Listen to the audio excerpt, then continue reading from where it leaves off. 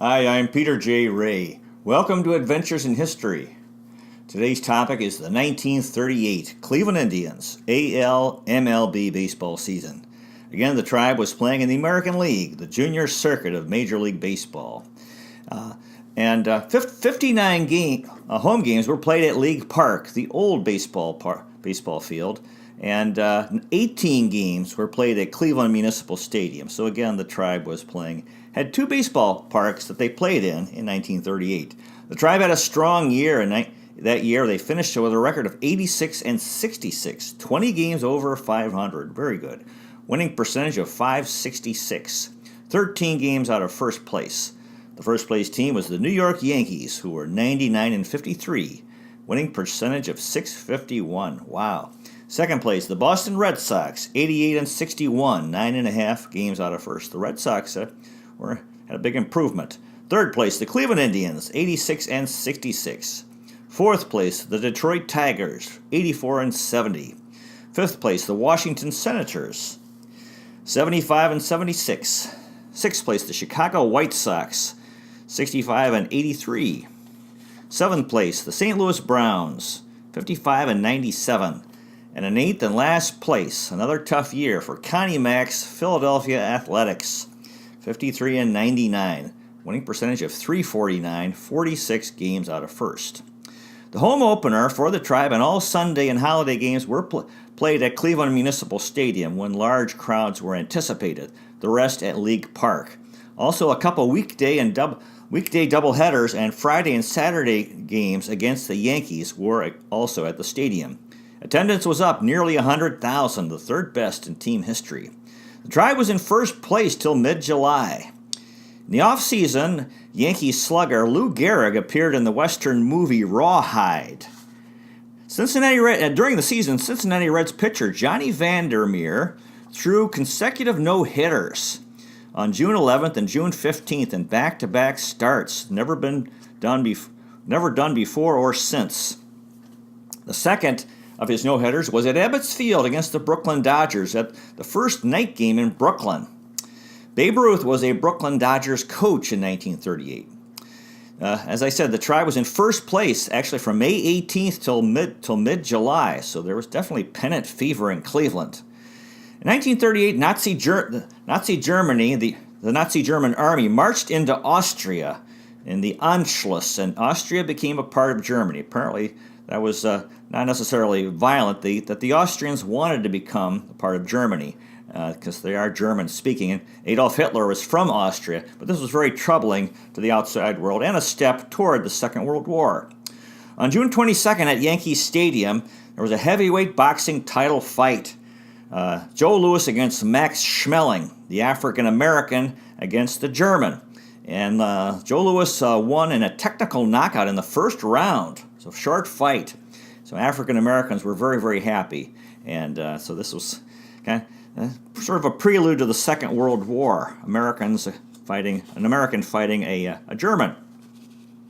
August 5th was Ladies' Day at the stadium, and the tribe and Yankees battle. 62,753 fans came to the stadium to watch Bob Feller pitch, and the Yankees won that game 6-1. The tribe home attendance for the year was 652,006, up 90,000.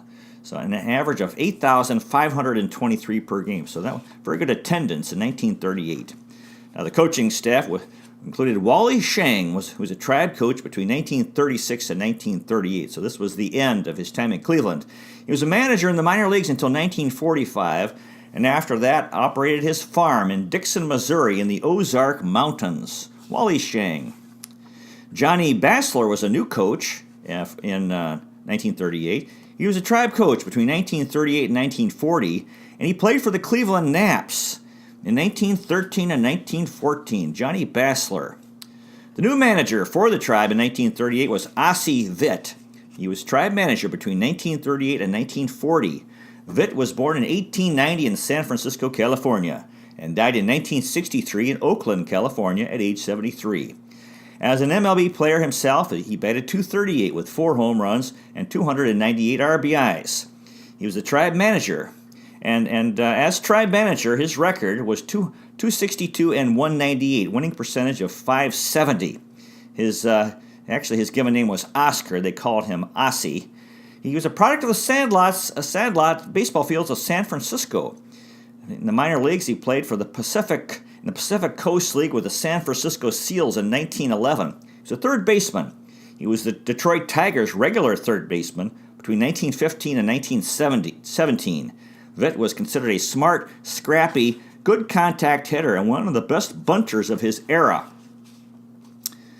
On August 10th, 1915, Vitt was hit in the head by a Walter Johnson fastball when he was playing and was unconscious for 5 minutes. In 1935, he was the manager of the Oakland Oaks. Vitt was considered abrasive and motivational. After being hired by the Tribe in 1938, he said, quote, "I don't want any lazy players on my club. If the boys don't hustle, out they go." Tribe players felt they were being accused in their frequent clashes with Vitt, and there was a discontent among the players. On June 11, 1940, Vitt went to the mound to remove Mel Harder from a game and said, quote, "When are you going to start earning your salary?" And Harder had won 15 games or more for 8 straight years. And this was a factor in a team revolt that year. The players signed a petition demanding that Vitt be fired.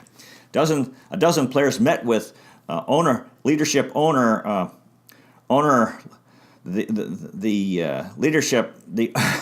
head of the leadership, Alva Bradley, and they called Vitt a wild man. The story went public, and players were called the Cleveland Crybabies. Not much sympathy. In 1943, Vitt was inducted into the Pacific Coast League Hall of Fame. The minor leagues, he played for the Salt Lake City Bees, the San Francisco Seals. He was the manager of the Oakland Hollywood Stars, Oakland Oaks, and Portland Beavers. Vitt tried to motivate the Tribe players with sarcasm and insults, and it did not work. The team played tight, and they were afraid to make mistakes. Cleveland sports writer Franklin Whitey Lewis wrote, quote, "Tribe general manager Cy Slapnicka was developing an intense hatred of Oscar Vitt." Oscar Vitt. Now, the starting lineup, Frankie Pitelak was the catcher.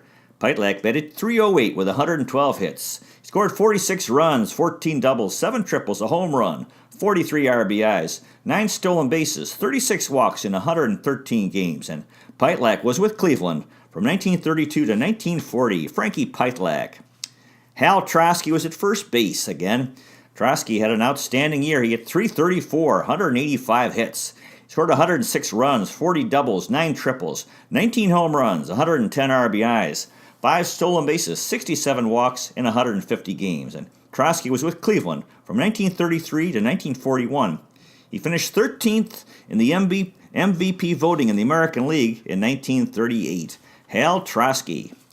Odell Hale was at second base. Hale batted .278 with 138 hits. He scored 69 runs, 32 doubles, 2 triples, 8 home runs, 69 RBIs, 8 stolen bases, 44 walks in 130 games. And Hale was with Cleveland in 1931, and then from 1933 to 1940, Odell Bad News Hale. Lynn Larry was at shortstop. Larry batted .268 with 152 hits. He scored 94 runs, 36 doubles, 4 triples, 3 home runs, 51 RBIs, 23 stolen bases, 88 walks in 141 games. And Larry was with Cleveland from 1937 to 1939. Lynn Larry. Ken Keltner was at third base. Keltner batted .276 with 159 hits. He scored 86 runs, 31 doubles, 9 triples, 26 home runs, 113 RBIs. Wow. 4 stolen bases, 33 walks in 149 games. And Keltner was with Cleveland from 1937 to 1944, and from 1946 to 1949. Bob Feller said this, quote, "Ken Keltner was one of the best players in the American League, and one of the best teammates a guy could ask for." Ken Keltner.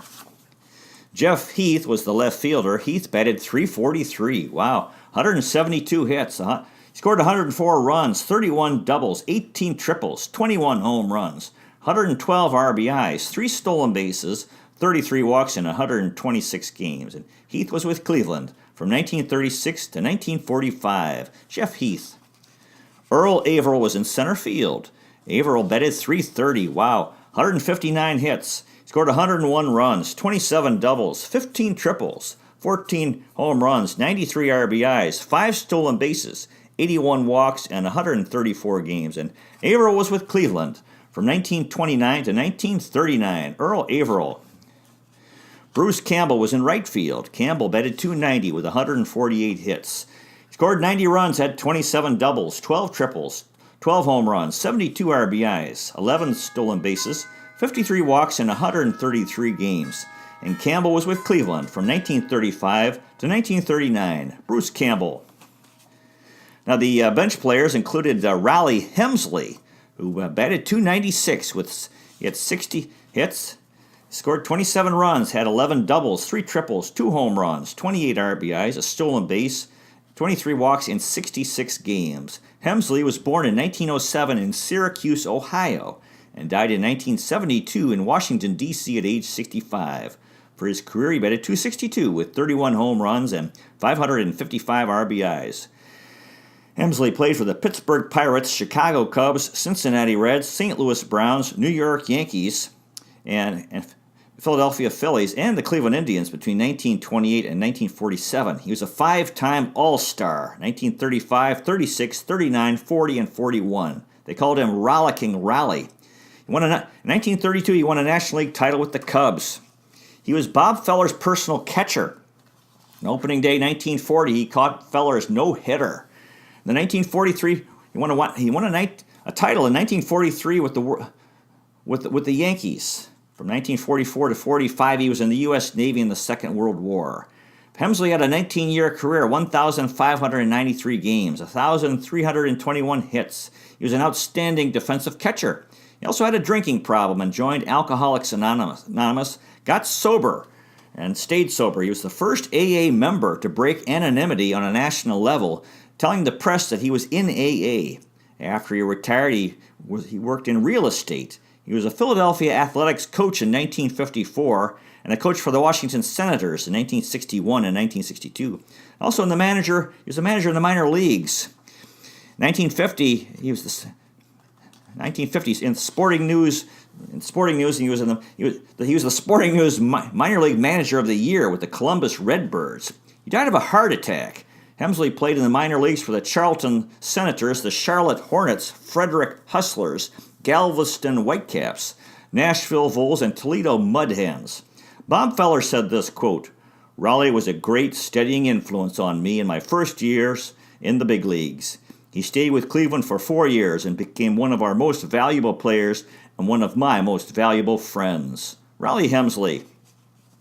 Roy Weatherly played some outfield. Weatherly batted .262 with 55 hits.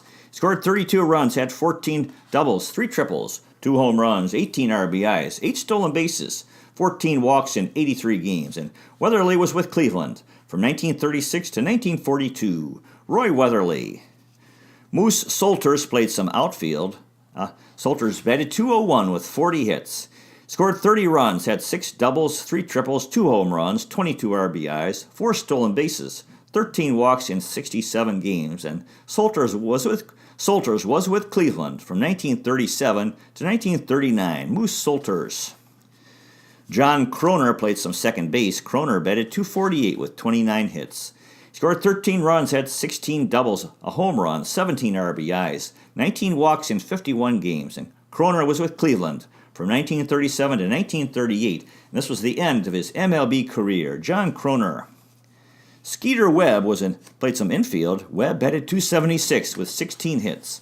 Scored 11 runs, had 2 doubles, 2 RBIs, a stolen base, 8 walks in 20 games. Webb was born in 1909 in Meridian, Mississippi, and died in 1986 in Meridian at age 86. For his career, he batted .219 with 3 home runs and 166 RBIs. He played for the St. Louis Cardinals, Cleveland Indians, Chicago White Sox, Detroit Tigers, and Philadelphia Athletics between 1932 and 1948. He won a World Series title in 1945 with the Tigers. His given name was James. They called him Skeeter. He went to the University of Mississippi, and former tribe catcher and manager Steve O'Neill was his father-in-law. Minor leagues, Webb played for the Springfield Senators, Cedar Rapids Raiders, Columbus Redbirds, Buffalo Bisons, and Toronto Maple Leafs. Skeeter Webb. Hank Helf was a spare catcher. Helf batted .077 with 1 hit and 13 at-bats. He scored a run, had an RBI, a walk in 6 games. Helf was born in 1913 in Austin, Texas, and died in 1984 in Austin at age 71. For his career, Helf batted .184 with 35 hits and 22 RBIs. He played for the Cleveland Indians in 1938 and 1940, also with the St. Louis Browns in 1946. He had military service in the Second World War. On August 2nd, 1938, in a publicity stunt with Frankie Pitelack, with whom they both caught balls dropped from the top of the terminal tower by Ken Keltner, a 708-foot drop which broke the record of 555 feet from the top of the Washington Monument, with balls caught in 1908 by Gabby Street. And for the Washington Senators, Hank Helf. Tommy Irwin played some shortstop. Irwin batted .111 with 1 hit and 9 at-bats. He scored a run, had 3 walks in 3 games. Irwin was born in 1912 in Altoona, Pennsylvania, and died in 1996 in Altoona at age 83. He played for the Cleveland Indians in 1938, so this was the extent of his. He had a cup of coffee in MLB. Irwin went to the University of North Carolina and played on the baseball team there. In the minor leagues, he played for the New Orleans Pelicans, Milwaukee Brewers, Louisville Colonels, Little Rock Travelers, and Binghamton Triplets. Tommy Irwin. Oscar Grimes was another infielder. Grimes batted .200 with 2 hits and 10 at-bats. He scored 2 runs, had a triple, 2 RBIs, 2 walks in 4 games. Grimes was born in 1915 in Minerva, Ohio, and died in 1993 in Westlake, Ohio, at age 78. For his career, he batted .256 with 469 hits and 200 RBIs.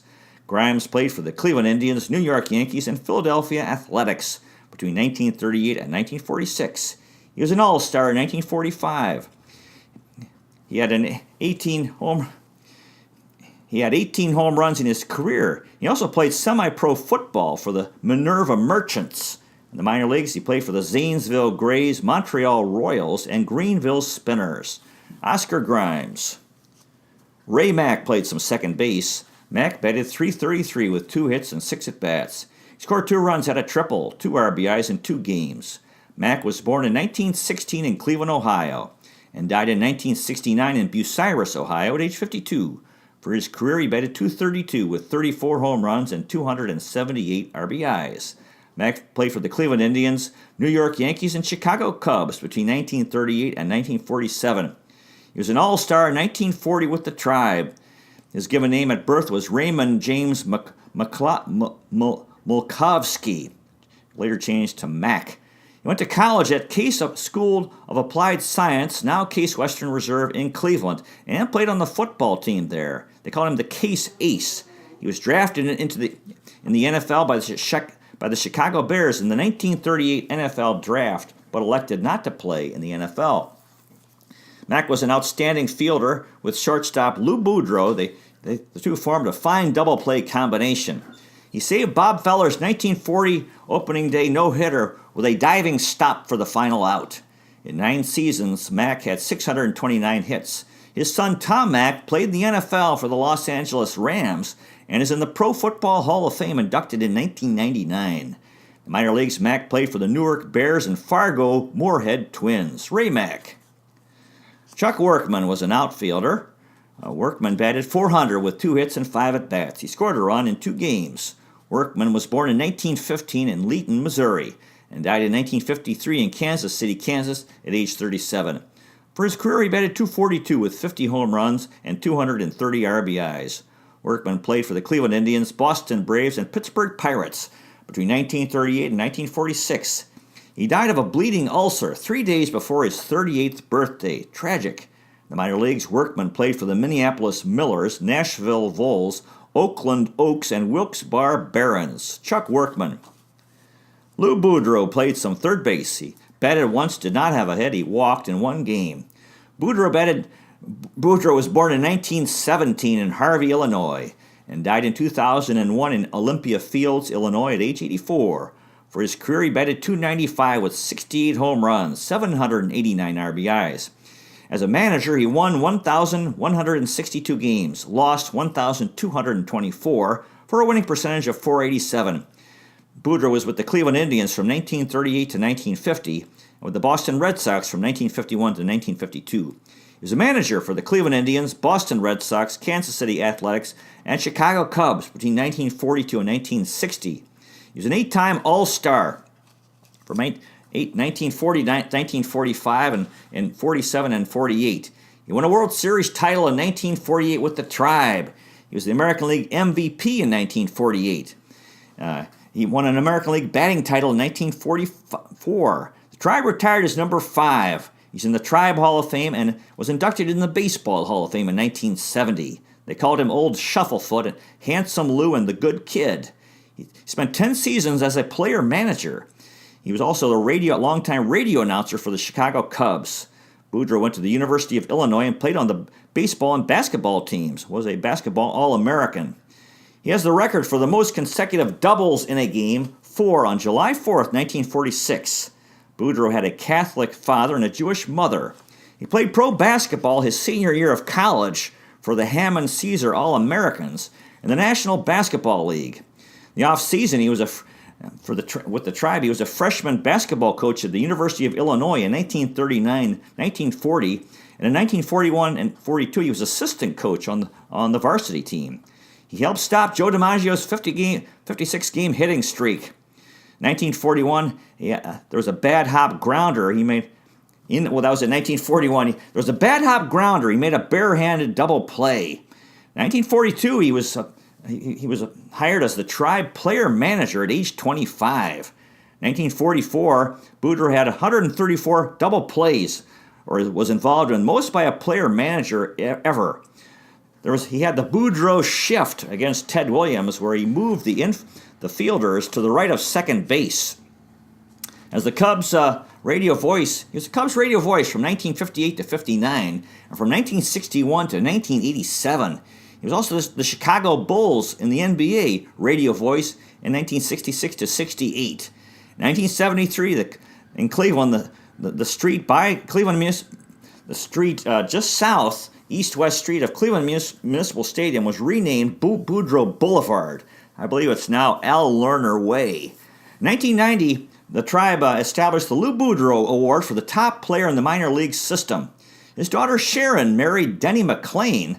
He was the pitch for the Detroit Tigers and is the last 30-game winner in 1968.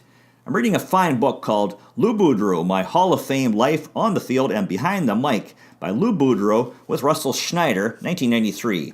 Russell Schneider wrote this, quote, "It is doubtful that any one player ever made a greater physical or inspirational impact on his team than Lou Boudreau did on the Indians in that 1948 season." As I said, actually, he was 24 years old when the Tribe hired him as player manager in 1943. Wow, Lou Boudreau. Lloyd Russell did not bat but played in 2 games. He was born in 1913 in Atoka, Oklahoma, and died in 1968 in Waco, Texas at age 55. Russell went to the Baylor University and played on the football and baseball teams. He was a college coach in football at Baylor in 1940, at St. Mary's, Texas in 1941, at North Texas State Teachers College in 1942, and basketball coach at St. Mary's in Texas, 1941 to 42, and the baseball coach at Baylor.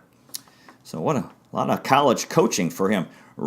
Russell in the MLB, his MLB career was just with the Cleveland Indians in 1938. He was in the U.S. Navy in the Second World War in the Atlantic and the Pacific. Lloyd Russell.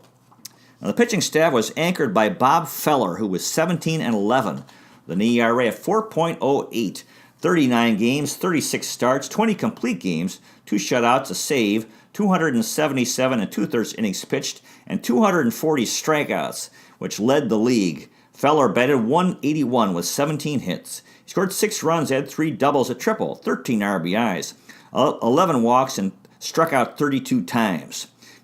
Feller was with Cleveland from 1936 to 1941, and from 1945 to 1956. He was a Tribe Goodwill Ambassador to the end of his life. And there was a season-ending doubleheader in 1938, Tribe against the Tigers, and Hank Greenberg was sitting on 58 home runs, hoping to challenge Babe Ruth's record of 60 home runs. In the first game, of the doubleheader, Bob Feller pitched and recorded 18 strikeouts, which set a record. Greenberg did not have any home runs. In the Feller's record-setting game, he also actually lost the game 4-1. Feller had this to say about the 1938 season, quote, "Steve O'Neill had been fired, much to my sorrow. Steve led with a touch that was firm but gentle." Feller was asked by a reporter why he was having a bad year, and he said, quote, "Well, I don't really know, but I've been reading your stories, and I see you're having a bad year too." In 1938, Feller had 7.79 strikeouts per 9 innings pitched, the most in 35 years in MLB since Rube Waddell in 1903. They started calling him Rapid Robert, his new nickname. Feller was on the 1938 All-Star team, but did not pitch in the game. Bob Feller. Mel Harder was second in the rotation. Harder was 17-10 with an ERA of 3.83, 38 games, 29 starts, 15 complete games, 2 shutouts, 4 saves, 240 innings pitched, and 102 strikeouts. Harder batted .114 with 10 hits. He scored 3 runs, had 2 doubles, 6 RBIs, 4 walks, and struck out 31 times. And Harder was a Tribe player between 1928 and 1947, and a Tribe coach between 1948 and 1963. Mel Harder. Johnny Allen was 14-8 with an ERA of 4.19, 30 games, 27 starts, 13 complete games, 200 innings pitched, and 112 strikeouts. Allen batted .253 with 20 hits. He scored 12 runs, had 2 doubles, a triple, a home run, 14 RBIs, stolen base, 3 walks, and struck out 14 times. Allen was with Cleveland from 1936 to 1940. On June 7th at Fenway Park, in a game, the Tribe against the Red Sox, Allen was pitching, and the Red Sox batters complained about Allen's right sleeve of his undershirt, that it was torn and distracting them because it was flopping around. Umpire Bill McGowan ordered Allen to change the shirt or cut off the sleeve. Allen stormed off the mound and refused to pitch. He refused to change his shirt. Manager Oscar Vett fined Allen $250. Alva Bradley arranged to have the shirt displayed at Higbee's department store downtown. Higbee's reportedly paid Allen $250, which actually paid back the fine. The shirt was later displayed in the Baseball Hall of Fame in Cooperstown, New York. Allen pitched in the 1938 All-Star team 3 effective innings. However, he slipped in his bathtub the night before the game, hurt his elbow, tried pitching through the pain, and was never the same. Johnny Allen. Earl Whitehill was 9-8 with an ERA of 5.56. 26 games, 23 starts, 4 complete games, 160 and a third innings pitched, and 60 strikeouts. Whitehill batted .125 with 7 hits. He had 6 RBIs, 7 walks, and struck out 13 times. Whitehill was with Cleveland in 1937 and 1938, so this was the end of his time in Cleveland. His MLB career continued until 1939. Earl Whitehill. Willis Hudlin was 8-8 with an ERA of 4.89, 29 games. 15 starts, 8 complete games, a save, 127 innings pitched, and 27 strikeouts. Hudlin batted .116 with 5 hits. He scored a run, had 2 doubles, 2 RBIs, 3 walks, and struck out 14 times. And Hudlin was with Cleveland from 1926 to 1940. Willis Hudlin. Johnny Humphreys was the closer.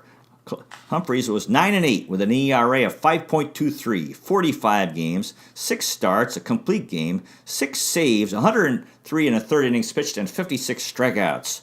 Humphreys batted .103 with 3 hits. He scored 2 runs, had 2 doubles, an RBI, a walk, and struck out 10 times. Humphreys was born in 1915 in Clifton Forge, Virginia, and died in 1965 in New Orleans, Louisiana, at age 50. For his career, he was 52-63 with an ERA of 3.78 and 317 strikeouts. Humphreys pitched for the Cleveland Indians, Chicago White Sox, and Philadelphia Phillies between 1938 and 1946. He had one of the best fastballs in the American League, and in the minor leagues he played for the New Orleans Pelicans. Johnny Humphreys.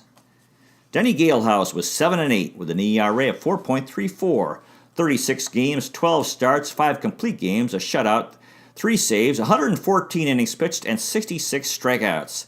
Gale House batted .154 with 6 hits. He scored 5 runs, had 2 doubles, and struck out 13 times. Gale House was with Cleveland from 1934 to 1938. So this was the end of his time in Cleveland. His MLB career continued for another 11 years until 1949. Denny Gale House. Al Milnar was a relief pitcher. Milnar was 3-1 with an ERA of 5.00. 23 games, 5 starts, 2 complete games, a save, 68 and a third innings pitched, and 29 strikeouts.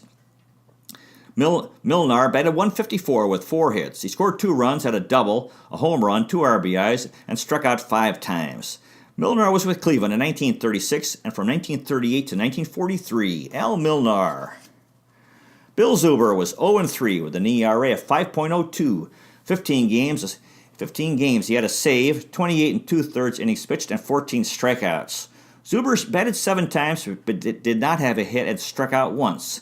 He was with Cleveland from 1936 to 1940. Bill Zuber. Ken Youngles was 1-0 with an ERA of 8.80. 9 games, 15 and a third innings pitched, and 7 strikeouts. He batted 5 times, did not have a hit, and struck out 4 times. Youngles was with Cleveland in 1937 and 1938, and from 1940 to 1941. Ken Youngles. Clay Smith had no decisions and an ERA of 6.55. 4 games, 11 innings pitched, and 3 strikeouts. He batted 4 times, did not have a hit, walked once, and struck out twice. Smith was born in 1914 in Cambridge, Kansas, and died in 2002 in Winfield, Kansas, at age 87. For his career, he was 1-1 with an ERA of 5.94. He pitched for the Cleveland Indians in 1938 and the Detroit Tigers in 1940, and won an American League title with the Tigers in 1940. He had a 2.25 ERA in the 1940 World Series. Really good. Smith went to Southwestern College in Winfield, Kansas, and played on the baseball, basketball, wrestling, and track teams. He's in the Southwestern Basketball Hall of Fame. After he retired, he worked as a rancher and a mail carrier, and is in the Kansas Baseball Hall of Fame. Clay Smith. Joe Heving was 1-1 with an ERA of 9.00. 3 games, 6 innings pitched, and he batted once, did not have a hit, and struck out in that one at bat. Heving was with Cleveland from 1937 to 1938, so this was the end of his time in Cleveland. His MLB career continued until 1945. Joe Heving. And finally, Charlie Such had no decisions and an ERA of 27.00. 1 game, 1 1/3 innings pitched, 4 earned runs allowed, and 1 strikeout. Such batted 1,000. He batted once, had a hit, which was a double. He was born in 1915 in Cranes, Texas, and died in 1984 at age 68. His MLB career was just with the Cleveland Indians in 1938. Charlie Such. Now, after the season, the American League champions, New York Yankees, swept, won 4 games straight in the World Series against the National League champions Chicago Cubs.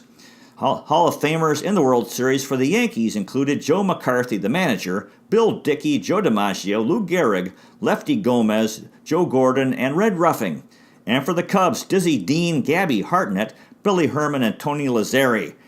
The Yankees' World Series share was $5,815 per player, and for the Cubs, $4,675 per player. And this was the Yankees' 3rd title in a row. Baseball historian Stanley Cohen wrote, quote, "The Yankees, by all appearances, had become more than a powerhouse baseball team. They had taken on the aspect of a force of nature." Now, the MVP awards for the 1938 season in the American League, Jimmy Fox was MVP, playing for the Boston Red Sox, and in the National League, Ernie Lombardi, playing for the Cincinnati Reds.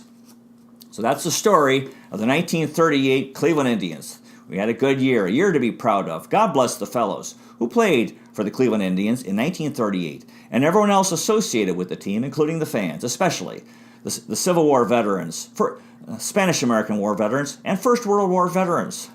Captains of the Cuyahoga, lovers of Lake Erie, Terminal Tower Power, fans of the Free Stamp Statue and the Fountain of Eternal Life, Euclid Avenue Electricity, Severance Hall Stalwarts, Cleveland Museum of Art enthusiasts, Rock and Roll Hall of Fame and Museum rebels, Christmas Story House happy people, First Energy Stadium friends, Progressive Field Pals Quicken Loans Arena enthusiasts, Tribe, Browns, Cavs, Monsters, and Gladiators rule. Cleveland, City of Champions.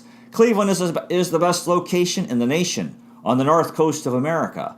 New York is the Big Apple. Cleveland is a plum. Before you know it, it'll be opening day 2019. Go Tribe, this is our year. You might consider checking out our website, Adventures in History, with Peter J. Ray at peterjray.com. Thank you so much for watching. I really appreciate it. God bless you. Take care, and I'll see you next time.